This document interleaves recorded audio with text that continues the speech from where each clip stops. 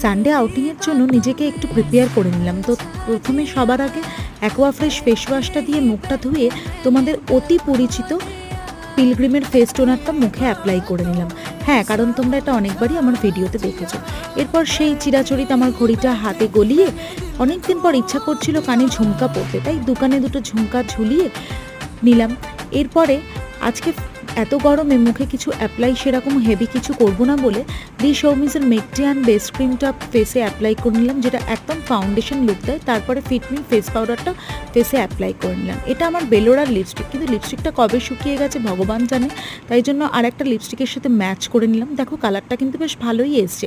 এরপরে আইব্রোটা ভালো করে একটু ড্র করে নিয়ে আর চোখে খুব ভালো করে কাজল পরে আর নাকের মধ্যে নাকছাবি দিয়ে পায়ে নতুন জুতো আর হচ্ছে একটা খুব স্টাইলিশ আমার পছন্দের ব্যাগ নিয়ে আমি কিন্তু আজকে বেরোবার জন্য একদম